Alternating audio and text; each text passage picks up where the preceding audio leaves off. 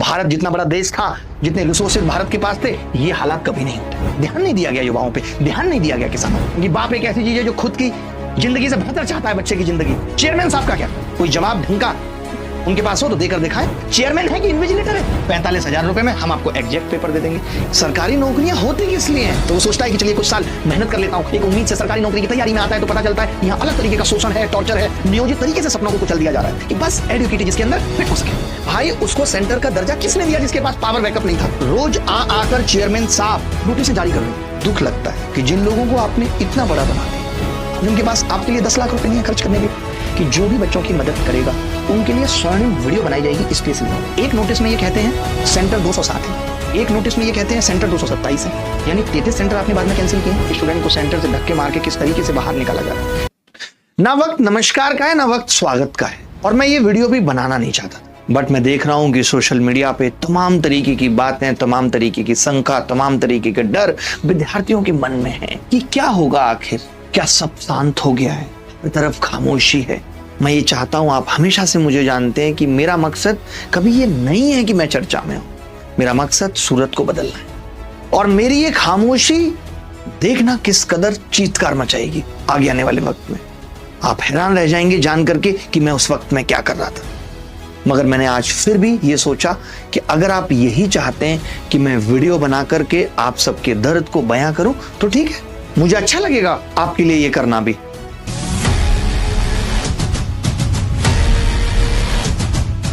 एक लाइन से शुरुआत करूंगा कि आईने का आविष्कार करके फिल्टर का उपयोग करना ये दिखा रहा है कि हम कैसे ईमानदारी से, सच्चाई से दूर भाग रहे हैं। देश का एजुकेशन सिस्टम इतना कमजोर रहा कि वो इस ग्रेजुएट यूथ को ना तो स्किल लर्निंग दे पाया, ना कुछ इनोवेशन दे पाया। आपको जान करके हैरानी होगी कि भारत जैसा विशाल देश आज रिसर्च और डेवलपमेंट पे जीडीपी का 0.7% खर्च करता है, जबकि बाकी के देश 3 से 4% खर्च करते हैं। आज क्यों हमारे देश का अच्छा इंजीनियर देश से बाहर जाकर नौकरी कर रहा है और बाकी के देशों की इकोनॉमी को मजबूत कर रहा है? क्योंकि उसे यहां अपॉर्चुनिटी नहीं मिली, नहीं तो वो इस देश को भी आगे लेके जा सकता था। आज हमारे देश में कंपनियां कर क्या रही हैं? सिर्फ सर्विस प्रोवाइडर हैं।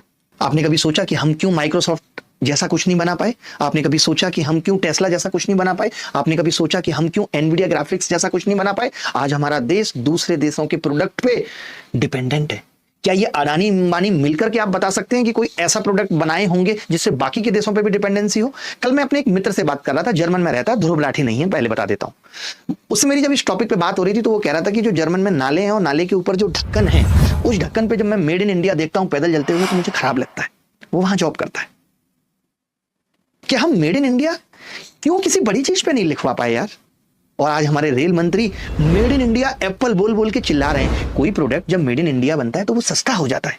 क्या आईफोन सस्ता हुआ है? नहीं, लेकिन वो खुश हो रहे हैं। रेल मंत्री को जिस पे बात करनी चाहिए कि रेलवे लगातार पटरी से उतरी हुई है, रेलवे में वैकेंसी नहीं भरी जा रही है, इतने स्टाफ की कमी है, रेलवे वो ठीक तरीके से एग्जाम नहीं करा पा रहा है, एग्जाम कराने के बाद ठीक टाइम पे रिजल्ट नहीं निकाल पा रहा है, ज्वाइनिंग नहीं दे पाया, वो रेल मंत्री किस चीज पे बात कर रहा है? खुश हो जाइए, मोदी जी के नेतृत्व में एप्पल मेड इन इंडिया हो गया है। सेलिब्रेट करना चाहिए। इसके लिए तो एक बड़ी पार्टी होनी चाहिए जिसमें Jinping, Donald Trump, Elon Musk सबको आना चाहिए। नहीं, क्योंकि एप्पल मेड इन इंडिया हो गया है। देखूंगा मैं भी जब एप्पल अभी आएगा तो उस पर मेड इन इंडिया कहां लिखा है खोल करके। क्यों मैं ये रिसर्च और डेवलपमेंट वाली जो मैंने बात कही वो मैंने इसीलिए कही क्योंकि भारत ने ध्यान नहीं दिया। आज हमारे देश के बड़े बड़े उद्योगपति, चाहे वो अडानी हो या अंबानी हो, ये सरकार की नीतियों की वजह से अमीर बने हुए हैं। आज ये टॉप 10 से बाहर निकले, कल टॉप 100 से भी निकलेंगे। मैं ऐसे कई उद्योगपतियों को जानता हूं। आप जेपी साहब को ले लीजिए, जिन्होंने मायावती काल में अपने आप को इतना ऊपर पहुंचाया, और जब सरकार बदली तो आज जेपी साहब गायब हैं। कितनी कंपनियां उनकी दिवालिया घोषित हो गई। तो हमारे देश के तो उद्योगपति भी सरकार की नीतियों के भरोसे पल रहे हैं। एलन मस्क को मतलब नहीं है, वो चाहे डोनाल्ड ट्रंप आ जाए चाहे बाइडेन आ जाए, सब उसकी जी हुजूरी करेंगे क्योंकि उसने दूसरे देशों तक को अपने प्रोडक्ट का डिपेंडेंट बनाया है। ये होती है एंटरप्रेन्योरशिप, वो नहीं जो अडानी और अंबानी इस देश में कर रहे हैं। मगर आपको ये सब कहां सोचने का वक्त है, कहां समझने का वक्त है? आपका तो खुद सारा वक्त रील स्क्रॉलिंग में जा रहा है। आपको ये सब चीजें बताई नहीं जा रही, आपको ये सब कुछ पता ही नहीं। आपको बस इतना पता है यार सरकारी नौकरियां कम हो रही हैं, सरकारी नौकरियां कम हो रही हैं। अरे कम क्यों हो रही हैं? सरकारी नौकरियां होती किस लिए हैं? जो प्राइवेट कंपनियां उनके प्रबंधन के लिए। आज प्राइवेट इंडस्ट्री से लेकर के छोटी छोटी चीजों पे भी भारत की डिपेंडेंसी दूसरे देशों पे है। आज बांग्लादेश टेक्सटाइल में भारत से आगे निकल गया। हमारा यूथ यहां उसको करने के लिए कुछ नहीं है, और हम कह रहे हैं कि हम कपड़ा बांग्लादेश से लेंगे क्योंकि वहां पे लेबर कॉस्ट कम है, और यहां लेबर को कॉस्ट ही नहीं मिल रही है। चलिए मान लिया जाए कि सरकारी नौकरियां कम है, तो क्या जितनी सरकारी नौकरियां हैं वो फेयर तरीके से भर्ती हो रही है? वो भी नहीं हो रही है। एक तो सरकारी नौकरियां नहीं है, ऊपर से भर्ती फेयर तरीके से नहीं है। तो मैं जानना चाहता हूं, सरकार से ये पूछना चाहता हूं कि आप किस आधार पे किसी बच्चे को 10th पास कर दे रहे हैं, आप किस आधार पे किसी बच्चे को 12th पास कर दे रहे हैं, किस आधार पे आप बीए करा रहे हैं और उसके बाद आप कहते हैं कि आपके पास स्किल नहीं है, स्किल हम अब देंगे। क्या स्किल देना बेसिक एजुकेशन सिस्टम का हिस्सा नहीं होना चाहिए था? मैं आपसे पूछना चाहता हूं, अगर आज देश में यह अपॉर्चुनिटी हो कि कोई स्किल सीख करके लाख 1.5 लाख रुपए कमा लेगा ग्रेजुएट होने के बाद, तो लोग नहीं देखेंगे सरकारी नौकरी की तरफ। और किसको सिक्योरिटी नहीं चाहिए? आज लोग कहते हैं कि सरकारी नौकरी क्यों? क्योंकि सरकारी नौकरी में जॉब सिक्योरिटी है।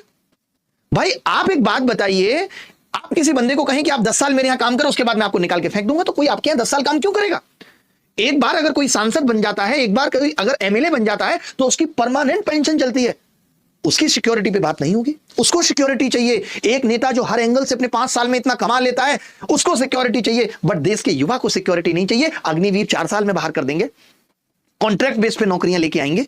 किसको आज जॉब सिक्योरिटी नहीं चाहिए? क्या सरकार ने प्राइवेट नौकरियों के लिए भी कोई गाइडलाइंस बनाई? और क्या प्राइवेट कंपनियां उन गाइडलाइंस पे चल रही हैं? आज हालत यह है कि एक युवा जो ग्रेजुएट होकर बैठा है, हमने इतने इंजीनियर्स पैदा कर दिए कि उसका 15,000 की नौकरी में ओवर टाइम करा करा के भी शोषण हो रहा है। तो कैसे वो सरकारी नौकरी की तरफ ना देखे? आज बीए पास करके आप कहां प्राइवेट जॉब 50,000 की पा सकते हैं? अरे बीए छोड़िए, आप 95% इंजीनियर्स ने कौन से स्किल सीख लिए और यहां इंजीनियरिंग के बाद कोई जॉब अपॉर्चुनिटी उनको मिल गई? वो खुद आकर एसएससी, बैंक, रेलवे की तैयारी कर रहे हैं। ऐसा क्यों हो रहा है? आपने सोचा कभी? अरे किसने उन इंजीनियरिंग कॉलेज को चलने दिया सालों तक, जो एक यूथ को कुछ सिखा ही नहीं पाए, कोई स्किल नहीं दे पाए हैं?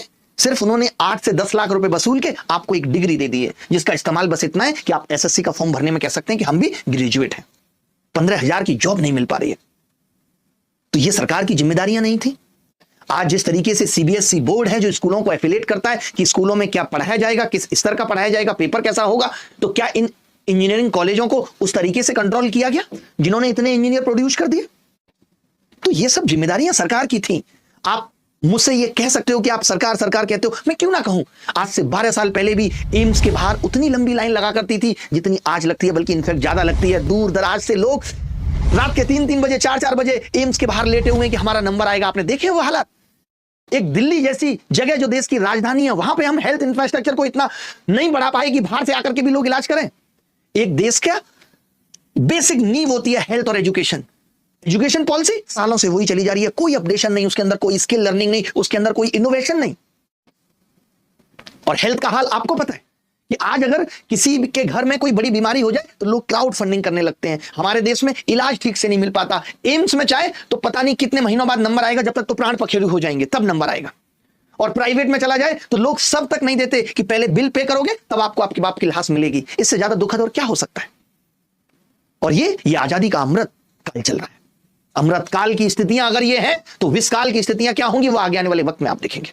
इससे बुरा कुछ और नहीं हो सकता इस देश के युवा के साथ। किसकी जिम्मेदारी थी जॉब क्रिएशन? कौन पैदा करता है ये अपॉर्चुनिटी?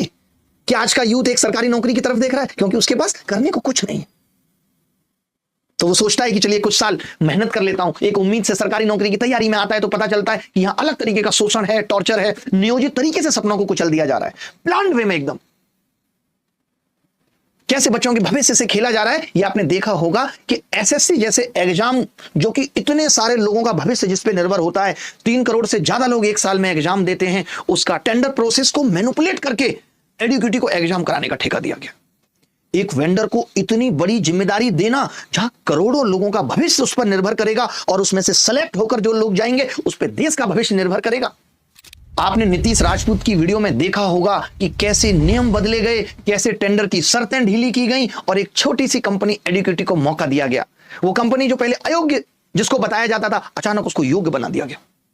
टेंडर में इतने लूपहोल्स कि कभी टर्नओवर की शर्त घटा दी गई, कभी स्टाफ की संख्या कम कर दी गई, कभी सर्टिफिकेशन के नंबर घटाए गए, कभी सब कॉन्ट्रैक्टिंग की छूट दे दी गई। यानी टेंडर ऐसे लिखे गए कि बस एडुकेटी जिसके अंदर फिट हो सके। और आज इसका खामियाजा कौन भुगत रहा है? बच्चे। सेंटर उनको दूर दूर मिल रहे हैं, सेंटर के अंदर वो चला जा रहा है तो सिस्टम बार बार क्रैश हो रहा है, पेपर लीक की खबरें आ रही हैं,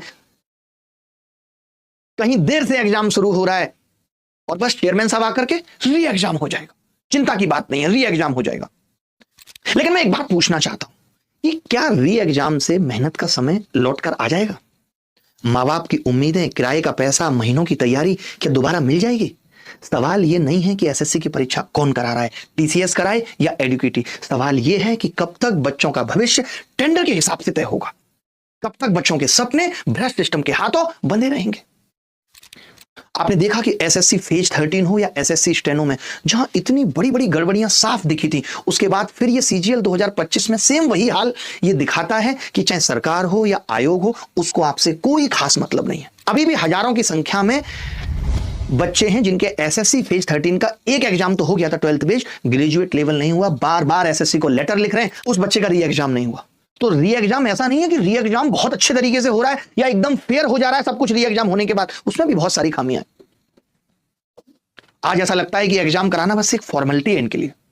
चेयरमैन के मुंह से फेयर एग्जाम की बात मुझे मजाक लगती है। ये सेंटर्स हैं, ये देखिए, ये बिल्डिंग अभी बन के तैयार नहीं हुई है, लेकिन एक बस ये पोस्टर चिपक गया है, इससे ये एसएससी का सेंटर बन गया। वाह, कमाल है भाई। ये देखिए, ये सेंटर थे एसएससी के, ये मालाएं और लड़ी लगा दी गई क्योंकि ऊपर किसी की सगाई हो रही है और यहां किसी के सपनों का सब निकाला जा रहा है। ये देखिए, ये ऊपर स्पा सेंटर है कि पहले मसाज लीजिए और फिर नीचे एग्जाम दीजिए। ये देखिए बिल्डिंग, देखिए ये स्थिति है एग्जाम सेंटर की। ये फेयरनेस है। मैं पूछना चाहता हूं चेयरमैन साहब से, लिटरली मजाक चल रहा है। हुआ है जहां 15-16 हजार वैकेंसी गिनती की है, वहां इससे ज्यादा बच्चों का एग्जाम कैंसिल हो जा रहा है और चेयरमैन को ये सब चीजें नॉर्मल लग रही है। कमाल है भाई।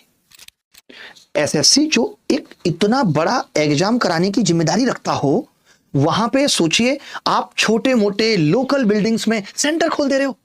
कितना आसान है यहां से पेपर लीक होना, कितना आसान है यहां से सिस्टम के साथ छेड़खानी। बताइए, आज सीबीएसई हो, यूपीएससी हो, आईआईटी जेईई हो, ये हमेशा स्टैंडर्ड टेस्टिंग सेंटर्स में ही एग्जाम कराते हैं जहां सुरक्षा व्यवस्था भी मजबूत हो। आज परीक्षा केंद्र में सीसीटीवी हो, बायोमेट्रिक हो, फायर सेफ्टी हो, सिक्योर नेटवर्क, पावर बैकअप होना सबसे जरूरी है। बट आपने देखा होगा कई नोटिस में, मैं आपको दिखाता हूं, ये कह रहे हैं कि due to power backup exam cancel हो गया। भाई, उसको सेंटर का दर्जा किसने दिया जिसके पास पावर बैकअप नहीं था? आज आपको यह भी पता होगा, अगर आपने एसएससी फेज का एग्जाम दिया है और आप सीजीएल का एग्जाम दे रहे हैं, कि आज आपका जो कैमरा आपका लगा रहता था, वेब कैम, जो आपकी आंखों को देखता था कि आप सवाल सॉल्व कर रहे हैं या नहीं, या धीरे से आप किसी से बात कर रहे हैं, वो हटा दिया गया। बार बार मुझे एक ही लाइन याद आती है भाई साहब, कि मेरे गले में दर्द था, इन्होंने गर्दन उड़ा दी। एसएससी फेज में बच्चों ने चिल्लाया सर्वर स्लो है, सर्वर स्लो है। इन्होंने कहा कैसे स्लो है? उसकी एक दो जिम्मेदारियां कम कर देते हैं, चलिए कैमरा हटा देते हैं। अब आप पकड़ पाओगे? ऑनलाइन एग्जाम का मतलब यह होता था कि एक विद्यार्थी की पूरी लॉग इनके पास अवेलेबल होती थी कि कितने देर उसने अपनी गर्दन 90 डिग्री पे मोड़ी, कितनी देर 60 डिग्री पे मोड़ी। आज वो प्रूफ नहीं है इनके पास। होते तो ये भी कहते थे चुनाव आयोग की तरह कि हम अपने देश की महिलाओं की वीडियो बाहर जारी कर दें। लानत है एसएससी पर और एसएससी के चेयरमैन पे। ऐसे रियायसी गेस्ट हाउस टाइप बिल्डिंग में जहां ना बिजली की व्यवस्था है, ना फायर सेफ्टी है, ये सीधे सीधे छात्रों की जानमाल की सुरक्षा से खिलवाड़ है भैया। आप कैसे एग्जाम ले सकते हो? मुखर्जी नगर में कोचिंग्स इसलिए नहीं चल सकती क्योंकि उनके हॉल में डबल एग्जिट नहीं है, फायर की सीधी व्यवस्था नहीं है, लेकिन एग्जाम हो सकता है सेंटर्स पे। वहां बच्चों की सुरक्षा, बच्चों की जान को कोई खतरा नहीं है। ये दोगलापन नहीं तो क्या है? मैं आपको बताता हूं, एसएससी का ही आरएफपी यानी टेंडर डॉक्यूमेंट कहता है कि परीक्षा केंद्रों में कम से कम 100-200 कंप्यूटर, सुरक्षित लैन, बैकअप पावर और 24/7 सीसीटीवी रिकॉर्डिंग होनी चाहिए।